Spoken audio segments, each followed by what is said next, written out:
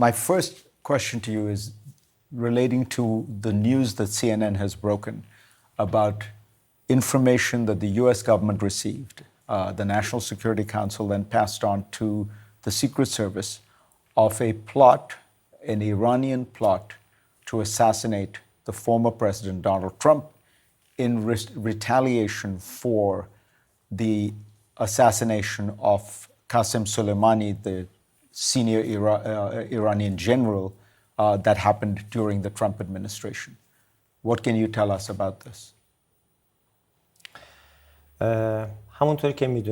As you know, the Islamic Republic of Iran, immediately following the assassination of General Soleimani, tried to judicially and legally follow this assassination.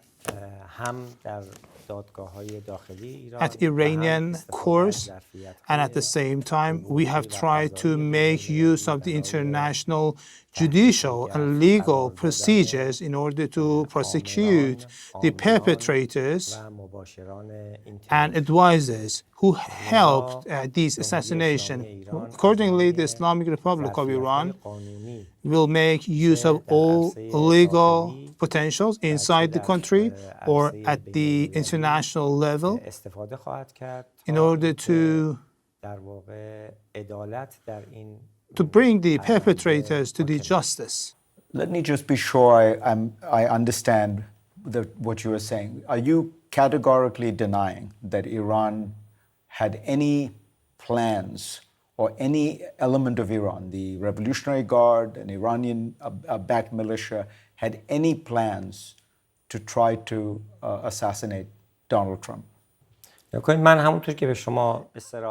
I put it very blatantly and openly, I told explicitly that we will resort to legal and judicial procedures and frameworks at the domestic level and international level in order to bring the perpetrators and military advisors of General Soleimani's assassination to justice.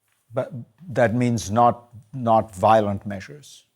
When you say legal and judicial measures, you are talking about international courts and things like that. As I told you, we will only resort to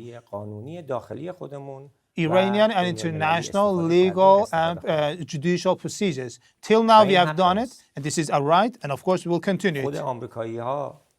And the Americans openly said that they assassinated the senior Iranian military commander. So it is our natural right in order to follow this issue. And those who are accused in this case, they should be brought to justice in a just court. CNN senior national security analyst Juliette Kayyem joins me now from Cambridge, Massachusetts. Good to have you back with us. Thanks for having me. So we have learned that the US Secret Service ramped up security around Donald Trump in recent weeks in response to intelligence indicating an Iranian plot to kill him. Now, sources say there are no known links to the assassination attempt on Trump Saturday, but that raises even more serious questions about how the shooter was still able to get a clear shot of the former president with all this additional security. What's your response to this? That's exactly right. I mean, in some ways, this story just makes it worse because knowing that there were additional threats against the former president, though foreign, they did respond to that. So one has to believe that there was a greater security focus on Donald Trump, even at his rally, and yet the breach and the assassination attempt still occurred. Now, it is true, as you said, that the suspect, that the assassin, has no known ties to any foreign intelligence agency. There'll be lots of speculation from all accounts coming out of the FBI and state authorities. This was a sort of loner, isolated 20-year-old with access to lots of guns. We don't quite know his motive. But even though these are two different stories, they sort of converge on the Secret Service in terms of knowing what they knew. How did such a seemingly obvious gap in their security planning remain unchecked? Yeah, and of course, you and I have talked previously about the bewildering decision not to post a sniper on the roof of the building where that shooter was located. The Secret Service now saying that no one was put on that building because it was dangerously sloped. What do you say to that, given the shooter apparently had no issue with the angle of the roof? Yeah, I don't even know what dangerously sloped means. I mean, does that mean that they're, that they can't get up there? Obviously, someone got up there who wasn't trained. But it's also like I was saying to myself, what century are we in? I mean, it's the 21st century. They couldn't have drones surveying each of these stuff. You don't have to necessarily put a physical body on it. You just want to make sure that someone else doesn't have access to it. And the sort of openness of the building, that he could get access either on the inside or outside and then remain on the rooftop. And it was only members of Donald Trump's, sort of the people who went to his rally.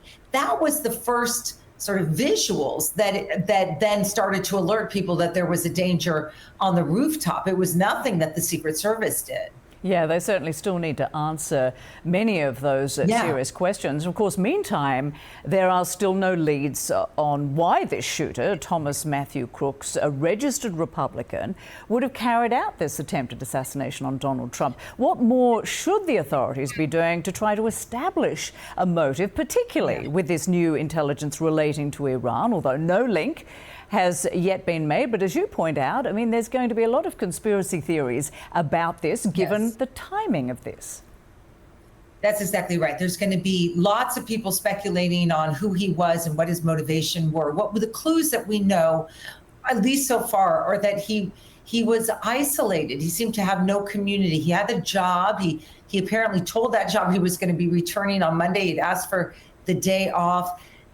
He didn't seem to have a network of ideological sort of kin. So it's hard to tell, he wasn't very involved with any political movement. Look, we've had cases like this before. In particular, we had a mass shooting in Las Vegas in which there's nothing that would tell you beforehand that this person was about to do something so violent or so dramatic. In a lot of the, say, for example, school shooting cases here in the United States, there's sort of a long trail of hints that someone's going to do something. But every once in a while, you get a case like this that sort of stumps everyone. At least that's where we are right now. Look, there's two types of sort of two types of groups or people that we worry about. So one is what I would call sort of the Proud Boys types, right? The people who are sort of joining groups, terrorist organizations, lots of ideological foundation behind what they're doing. And then there's a group that we sort of call the Lonely Boys, right? This is the groups that of sort of isolated 20-something, generally white men, access to guns, and they're not really tied to any movement. And I think we're going to find that that may be the case here. And Juliet, we are also learning that Crooks was seen at the metal detectors that were set up to enter the rally Saturday, acting strangely apparently, and police notified the Secret Service before Crooks got on that building rooftop. So how is it possible that this was not followed up by the Secret Service, or if it was, this Crooks even still ended up on the roof? That's right. So he's apparently seen as suspicious and then sort of left alone. The fact that no one approached him, no one determined, was he a threat? Was he carrying any weapons? So then he leaves and then finds another position. The oddity of this is that it shows you that good security actually can work to deter a threat. He could not get through the metal detector. He knew he was armed. He could not get through it or closer. So then he recedes. The problem here is that no one is taking into account, well, he's not going away. He's just trying to find another place to shoot from. In terms of communication, the gap that we need to answer is that both people at the rally and law enforcement noticed him as suspicious, as well as then on the roof. That should have immediately triggered some sort of conduct by the Secret Service to protect the protectee better. Donald Trump was left exposed for some period of time, a couple minutes, in fact, after the first notification. And in that time, you really could have protected him much better. Yeah, still a lot of serious questions to be Yeah. answered. Juliet Yeah. Kayyem, always a pleasure to chat with you. Many thanks.